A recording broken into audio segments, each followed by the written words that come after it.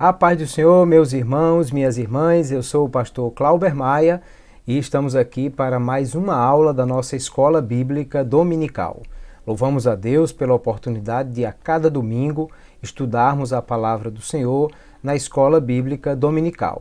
E estamos iniciando um novo trimestre, quarto e último trimestre do ano de 2022, e nesse trimestre nós vamos estudar a lição com o tema A Justiça Bíblica, a preparação do povo de Israel para os últimos dias no livro de Ezequiel. Então, como o subtítulo diz, nós vamos estudar porções do livro de Ezequiel, que é um dos chamados profetas maiores, o livro de profecia do Antigo Testamento, e um livro muito desafiador, porque é um livro que tem muitas porções simbólicas e coisas importantes de nós observarmos com cuidado para termos uma interpretação correta. O comentarista desse trimestre é o pastor Ezequias Soares da Silva, é pastor da Igreja Assembleia de Deus em Jundiaí, no interior de São Paulo, uma figura muito conhecida no meio evangélico assembleiano, autor de diversos livros, autor de gramática do grego, um homem versado nas línguas originais e que recentemente também deu uma excelente contribuição para a nossa igreja, como presidente do Conselho de Apologética, também presidiu a comissão que elaborou a nossa declaração de fé e que tem sido um homem que tem contribuído muito para o conhecimento bíblico da nossa igreja. E nesse trimestre nós vamos estudar as lições, 13 lições baseadas no livro de Ezequiel. Então eu quero convidar você a nos acompanhar em todo o trimestre e aproveitar todo esse conteúdo especial de conhecimento bíblico que nós vamos ter ao longo do trimestre. O livro de Ezequiel é um livro que está entre os profetas maiores, do Antigo Testamento. Os profetas do Antigo Testamento estão divididos em profetas maiores e menores, sendo os profetas maiores Isaías, Jeremias, livro de Lamentações, que também é de Jeremias, Daniel e Ezequiel, e os profetas menores, os 12 profetas que vêm em seguida. Também os judeus fazem a distinção dos profetas, chamando de profetas anteriores e profetas posteriores. Os profetas posteriores são aqueles que profetizaram depois do cativeiro babilônico, do retorno do cativeiro, que aí seriam Ageu, Zacarias e Malaquias. E os profetas anteriores, aqueles que profetizaram antes ou durante o cativeiro, e Ezequiel está nesse grupo aí, pois foi um profeta que profetizou durante o cativeiro babilônico. A primeira lição é uma lição que vai ser introdutória. O título é Ezequiel, o Atalaia de Deus, essa é a lição que vamos estudar hoje. O textuário encontra-se na primeira epístola aos Coríntios, capítulo 9, versículo 16, que diz: Porque se anuncio o evangelho, não tenho de que me gloriar, pois me é imposta essa obrigação. E ai de mim se não anunciar o evangelho. A verdade prática diz que, além de guardar e cuidar, a missão do atalaia é anunciar tanto o julgamento divino como as boas novas. E eu quero convidá-lo, se você tem o exemplar da Bíblia à sua mão, para lermos o texto da leitura bíblica em classe, que é o livro de Ezequiel, capítulo 3, dos versículos 16 a 21 e também o 27. Diz assim: E sucedeu que, ao fim de 7 dias, veio a palavra do Senhor a mim, dizendo: Filho do homem, eu te dei por atalaia sobre a casa de Israel, e tu da minha boca ouvirás a palavra e os avisarás da minha parte. Quando eu disser ao ímpio, certamente morrerás, não o avisando tu, não falando para avisar o ímpio acerca do seu caminho ímpio, para salvar a sua vida, aquele ímpio morrerá na sua maldade, mas o seu sangue da tua mão o requererei. Mas, se avisares o ímpio e ele não se converter da sua impiedade, do seu caminho ímpio, ele morrerá na sua maldade, mas tu livrarás a tua alma. Semelhantemente, quando o justo se desviar da sua justiça e fizer maldade, e eu puser diante dele um tropeço, ele morrerá. Porque, não o avisando tu, no seu pecado morrerá, e suas justiças que praticara não virão em memória, mas o seu sangue da tua mão o requererei. Mas, avisando tu o justo, para que o justo não peque, e ele não pecar, certamente viverá, porque foi avisado, e tu livraste a tua alma. Verso 27. Mas quando eu falar contigo, abrirei a tua boca e lhes dirás: assim diz o Senhor. Quem ouvir, ouça, e quem deixar de ouvir, deixe, porque casa rebelde são eles. Muito bem, como nós já percebemos, aqui é uma fala de Deus com o profeta Ezequiel, trazendo uma mensagem para a casa de Israel, para avisar os filhos de Israel a respeito daquilo que Deus vai fazer e para aqueles que estão longe também de Deus, o que ele vai fazer. Logo, nós podemos já perceber que o livro de Ezequiel é um livro que vai destacar a soberania de Deus. Vai mostrar um Deus que é o que comanda todo o universo e todas as nações, que ele permite o castigo para aqueles que estão fora dos seus caminhos ou querendo afastar-se dele, para que se corrijam, sejam corrigidos e venham de volta para o Senhor. E ele também castiga aqueles que estão longe daquilo que é o caminho do Senhor, porque ele é Deus, ele é soberano. E nós vamos ver claramente essas questões apresentadas em todo o livro de Ezequiel.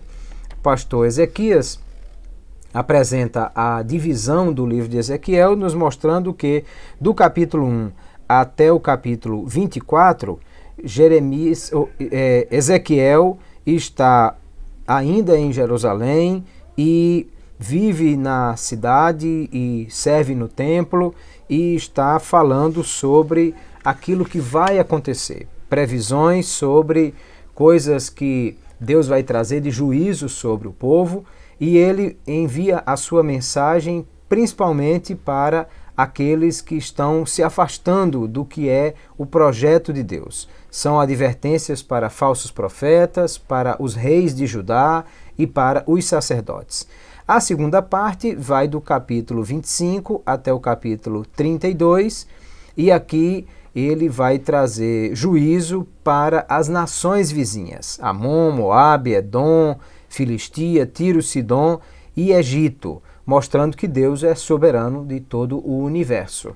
E do capítulo 33 em diante, principalmente no versículo 21, quando aqui Ezequiel já está no cativeiro e chega a ele a notícia que a cidade de Jerusalém foi destruída, e então ele fala sobre a mensagem de esperança de Deus para aqueles que estão no cativeiro e como Deus vai restaurar Israel e fazê-los retornar à sua terra. É importante, então, nós, antes de prosseguirmos na questão do livro de Ezequiel, observarmos o contexto histórico, geográfico que ele nos apresenta.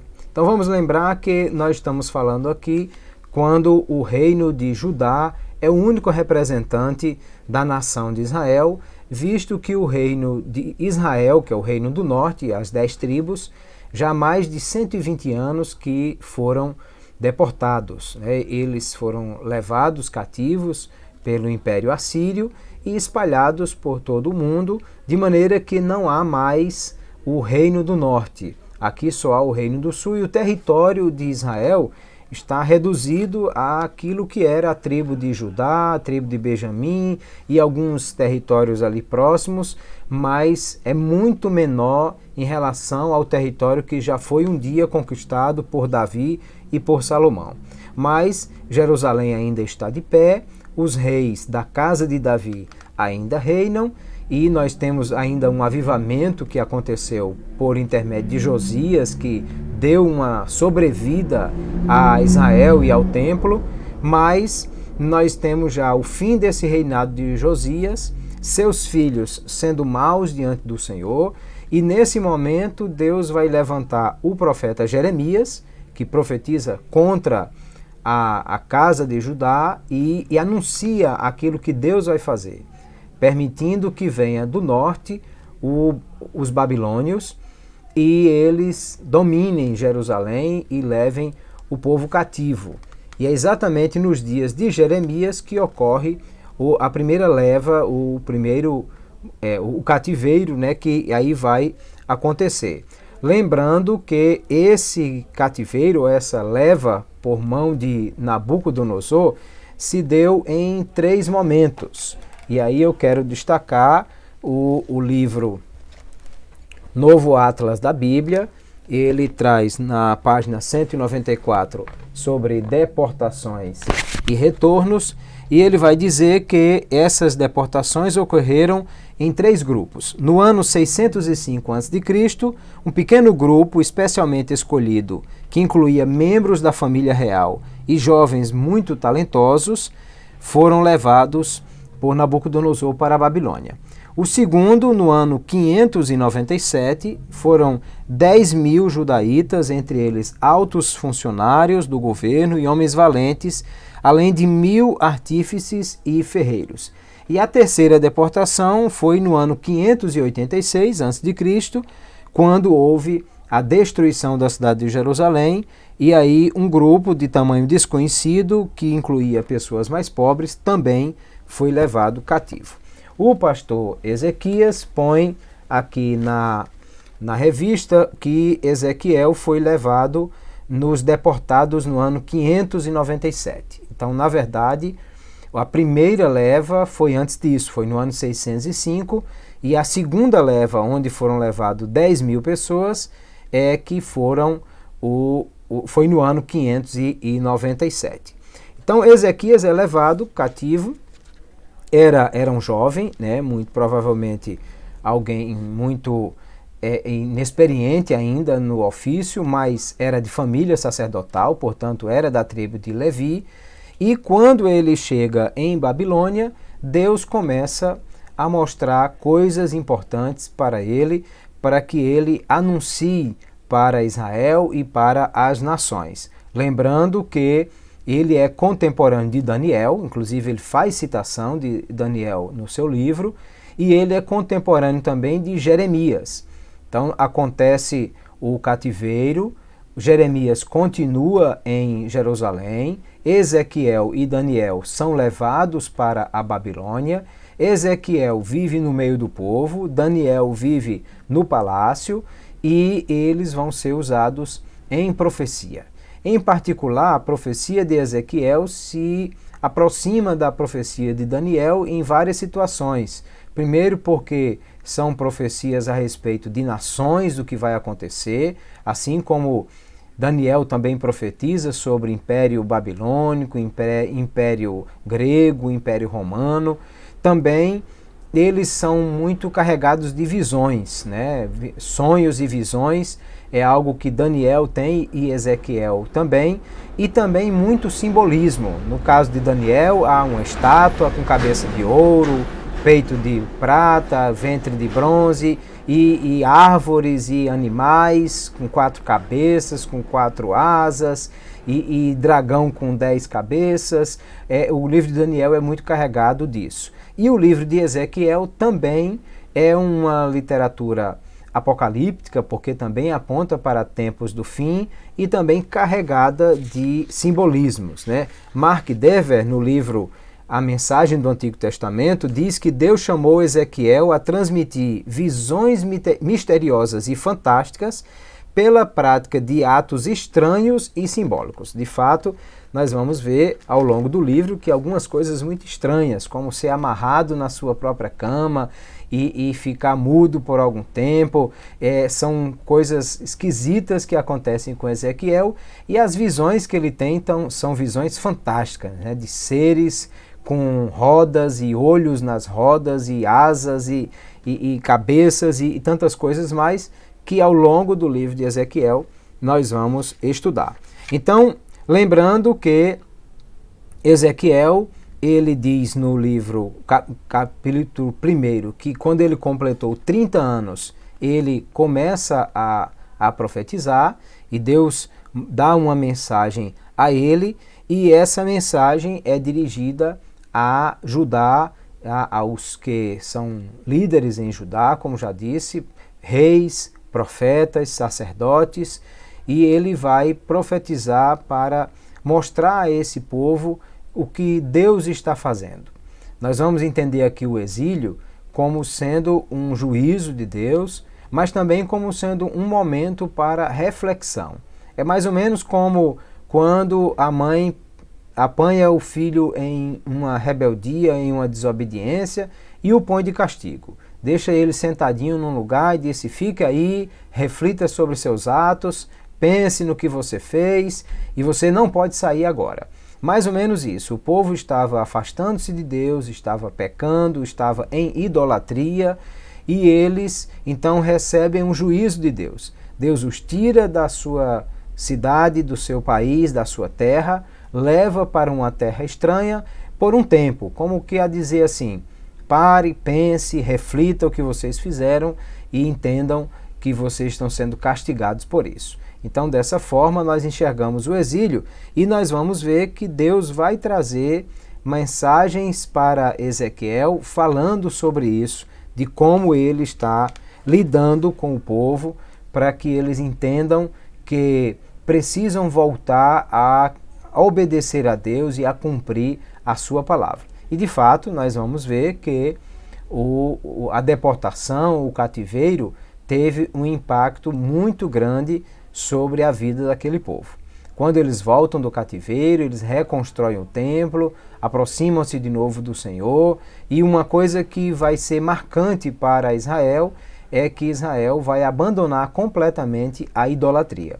Nós vamos ver que Jesus veio ao povo de Israel e viveu aqui na terra, anos depois, 500 anos depois do cativeiro, mais de 500 anos, e Jesus acusa a liderança religiosa de Israel de muitas coisas, de legalismo, de hipocrisia, mas não de idolatria, porque idolatria foi algo que marcou Israel desde o seu primeiro momento, quando chegou na terra, até o cativeiro de babilônico. E pós-cativeiro não há mais registro de idolatria em Israel, então o cativeiro serviu para curar Israel da idolatria de fato. Nós lemos no capítulo 1, verso 3, que Ezequiel é filho de Buzi e que é de família sacerdotal.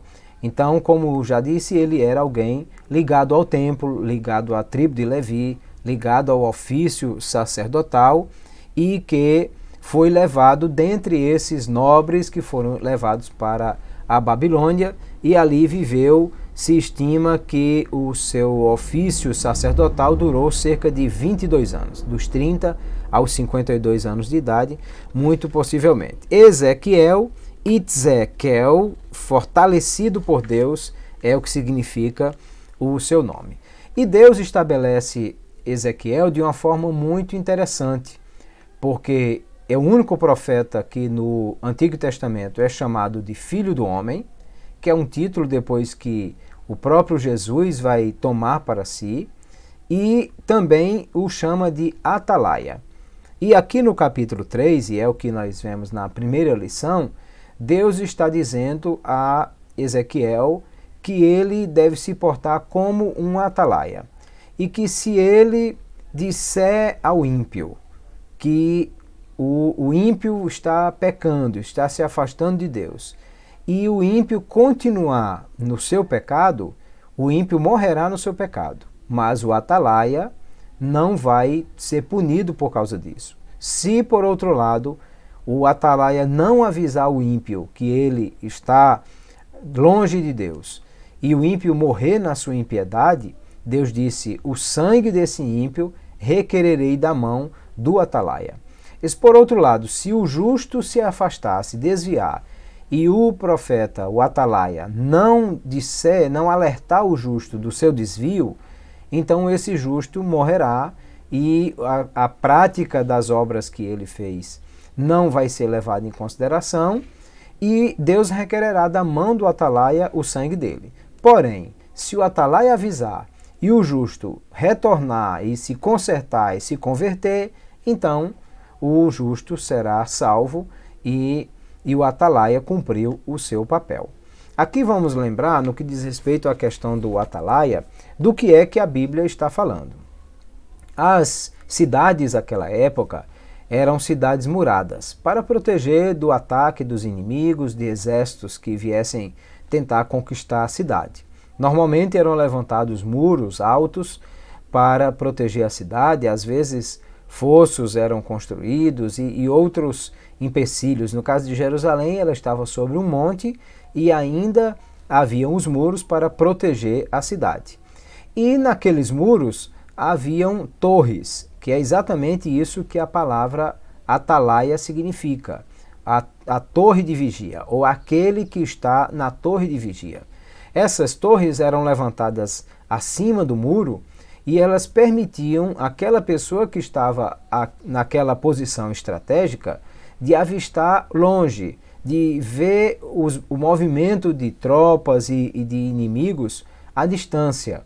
E isso porque, em geral, dentro da cidade moravam as pessoas e havia comércio e aqueles que eram artesãos e etc., normalmente trabalhavam dentro da cidade. Mas ao redor da cidade haviam os campos onde as pessoas plantavam, onde criavam gado e tudo mais. Quando um inimigo se aproximava, via um exército inimigo em movimentação contra a cidade, o atalaia, vendo isso, ele deveria tocar uma trombeta.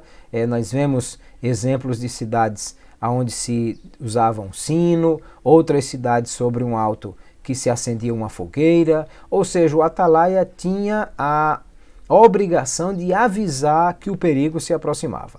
Então as pessoas que estavam no campo, que estavam cuidando do gado, as pessoas que estavam fora da cidade, que estavam na estrada, deveriam correr para dentro da cidade, a cidade deveria fechar os seus portões e os soldados deveriam se preparar para defender a cidade. De maneira que, se o atalaia anunciava, ele avistava o inimigo se aproximando e ele dava o sinal com uma trombeta, um sino, uma fogueira ou qualquer outro, hasteava uma bandeira, fazia qualquer coisa desse tipo para anunciar que as pessoas estavam em perigo, então o que acontecia é que essas pessoas tinham que correr para dentro da cidade e se proteger para fechar a porta da cidade e que eles não fossem mais atacados pelo inimigo. Se isso acontecesse, de fato, aqueles que estavam ali seriam protegidos e eles estavam fora do perigo. E se ele anunciasse, levantasse a bandeira, a fogueira, o sino, o grito, a trombeta, qualquer que fosse o sinal, e as pessoas não ouvissem, não dessem ouvidos, não corressem para dentro da cidade, não fugissem para se abrigar nos muros, e se os guardas não fechassem os portões da cidade, o atalaia não tinha responsabilidade nenhuma com relação a isso, porque, de fato, ele fez a sua parte. Ele avisou do perigo. O atalaia não tinha como combater o inimigo ou correr para fechar a porta. A responsabilidade de quem ouvia o aviso do atalaia era de fazer isso, correr, se abrigar, fechar os portões e se preparar para se defender. A responsabilidade do atalaia era anunciar que o perigo estava próximo. E é isso que Deus estava dizendo. Se o ímpio se converter, ou não se converter, mas ouviu o aviso do atalaia, ele morrerá na sua impiedade, mas o atalaia não tem culpa disso. E se o justo ouvir o aviso do atalaia e ele se converter, então ótimo, o atalaia conseguiu converter o justo e ele voltou para o caminho daquilo que era a obediência a Deus. É nesse sentido que Deus põe Ezequiel como um atalaia, o profeta como alguém que anuncia a fala de Deus. E é interessante o texto do verso 27, que disse: quem ouvir, ouça, e quem deixar de ouvir, deixe. Aquilo que Jesus vai falar muitas vezes, falando sobre a necessidade das pessoas ouvirem, e nós vamos ver também nas cartas do Apocalipse, o evangelista João, chamando a atenção, dizendo, Jesus, falando para as igrejas registrado por João, dizendo: quem tem ouvidos para ouvir, ouça o que o Espírito diz às igrejas. Duas coisas aqui são muito importantes apresentadas nessa metáfora do atalaia. A primeira é a responsabilidade de anunciar. E por isso o 1 Coríntios capítulo 9, verso 16, que foi colocado como texto áureo dessa lição, fala sobre isso. O apóstolo Paulo dizendo: se anuncio o evangelho, não tenho de que me gloriar, pois me é imposta essa obrigação. E ai de mim se não anunciar o evangelho. Nós, como igreja, também fomos levantados com esse ministério profético para anunciar a palavra de Deus, para dizer às pessoas que eles estão correndo grave perigo, que eles estão longe de Deus e isso os leva para um destino eterno terrível, longe de Deus. E que nós temos o papel de anunciar, de dizer às pessoas o perigo que se aproxima, de dizer para eles que eles estão correndo esse risco. Mas não é papel nosso converter as pessoas. Quem há de convencê-los é o Espírito Santo, que vai convencer o pecador do pecado, da justiça e do juízo. Papel da igreja é anunciar, é ser o pregoeiro, o atalaia, aquele que anuncia, e fazer anunciar a todos para que todos ouçam que o perigo está se aproximando. Essa é a responsabilidade do atalaia. E não só para falar para o ímpio, porque a mensagem profética é a mensagem de salvação para aquele que está longe de Deus também, mas também para falar para o justo, ou seja, para alertar aqueles que estão em Cristo, mas estão com um comportamento perigoso, andando e se afastando para longe daquilo que é a vontade de Deus. E aí nós precisamos anunciar, tanto para os que estão fora, quanto para os que estão dentro, para que eles compreendam a mensagem da salvação, a mensagem da obediência e aquilo que Deus está anunciando para o seu povo. Nós somos atalaias e temos essa responsabilidade. Porém, cada pessoa que ouvir a mensagem, seja ela ímpio ou justo, ou seja, crente ou não crente, esteja em Cristo ou não esteja, cada um tem a sua responsabilidade em ouvir a mensagem, mudar de atitude e de ação e se converter em relação àquilo que ele está fazendo. O nosso papel é anunciar, e cada pessoa que ouve tem a responsabilidade de mudar e se converter. E aí Deus disse a Ezequiel: se o atalaia avisar o ímpio e ele não se converter, morrerá na sua impiedade, mas o atalaia não tem culpa disso. Se o atalaia avisar ao justo e ele se converter, ótimo, o atalaia cumpriu o seu papel e a sua mensagem provocou a conversão daquele que era justo, mas estava caminhando numa direção errada, fazendo aquilo que não deveria. Então é isso que nós observamos no papel do atalaia, que Deus vai dizer a Ezequiel que é esse o seu papel, que ele está cumprindo essa missão de atalaia. E, de fato, ao longo do livro de Ezequiel, nós vamos ver que ele tem mensagens para o povo de Israel, para as nações vizinhas, para os reis, para os sacerdotes, para os profetas, para todo o povo, embora muitas vezes eles não queiram ouvir. Nós vamos ver no capítulo 14, verso 3, por exemplo, que Deus diz a Ezequiel que aqueles homens que foram consultar ao Senhor por intermédio dele, construíram ídolos no seu coração e que eles não estavam dispostos a ouvir de fato a palavra de Deus. E Deus vai usar Ezequiel para que essa mensagem chegue a todas essas pessoas. Ao mesmo tempo, Deus está usando também Jeremias, que está em Jerusalém. E é tanto que quando algumas pessoas em Babilônia começam a profetizar, alguns desses falsos profetas que Deus está falando por intermédio de Ezequiel para eles também, começam a profetizar para o povo, dizendo que eles não tenham medo, porque apenas 2 anos e Deus vai restaurá-los, vai levar de volta para a sua terra e que o cativeiro só vai durar 2 anos.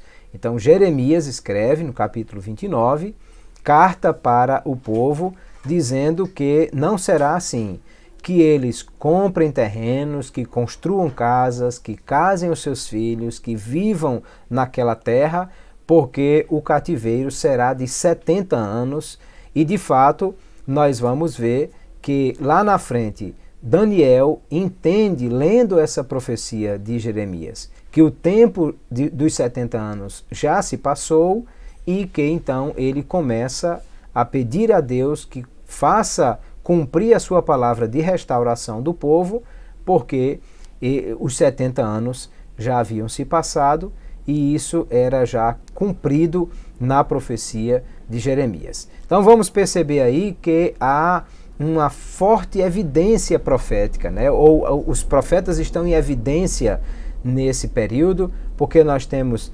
Jeremias em Jerusalém, Ezequiel e Daniel em Babilônia, além de outros profetas, como Abacuque, que também fala sobre o cativeiro que virá e tantas outras coisas que vão acontecer. Isso nos mostra como Deus ele tem cuidado com todos nós e como Deus não quer que ninguém se perca, mas que ele levanta os profetas para que os profetas falem, anunciem aquilo que é a vontade do Senhor.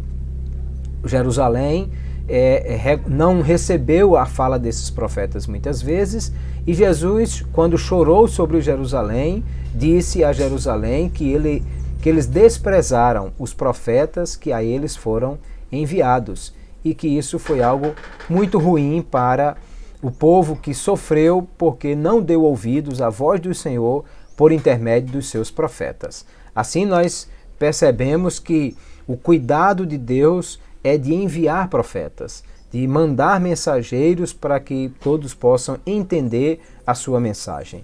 E nós, igreja, somos profetas levantados por Deus para anunciarmos a mensagem do Senhor. Na verdade, os 3 ofícios de Cristo, como rei, profeta e sacerdote, em parte foram transferidos para a igreja, porque a Bíblia diz que ele nos fez reis e sacerdotes e que nós reinaremos sobre a terra, e também que nós somos atalaias, mensageiros para anunciar o evangelho daquilo que são as boas novas de salvação. E eu e você temos essa responsabilidade de anunciar para que todos saibam que o perigo se aproxima. E se nós anunciamos, aqueles que ouvem, eles têm a responsabilidade de se converter e de buscar abrigo dentro da cidade murada.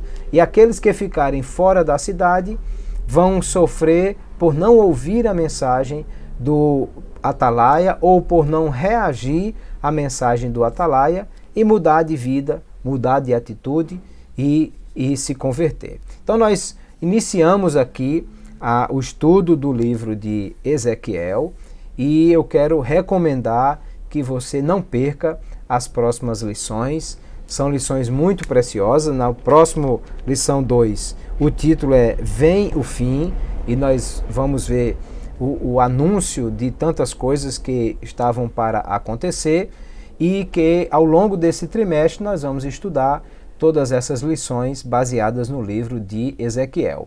Também quero pedir que você nos ajude a divulgar essa mensagem, curta esse vídeo, compartilhe com outras pessoas. Se você não é inscrito ainda no nosso canal, se inscreva, marque o sininho para receber as notificações e faça essa mensagem chegar para outras pessoas, outros irmãos e irmãs em Cristo que também querem acompanhar a mensagem do trimestre e outras pessoas que precisam ouvir aquilo que Deus vai falar conosco por intermédio do profeta Ezequiel. Faça o seu papel de atalaia, compartilhe essa mensagem e faça com que outras pessoas também possam alcançá-las. Que Deus abençoe a cada um, tenham todos uma semana abençoada e que na próxima semana, se Deus nos permitir, nós estaremos estudando a lição 2 com a graça do Senhor. Fiquem todos na paz do Senhor.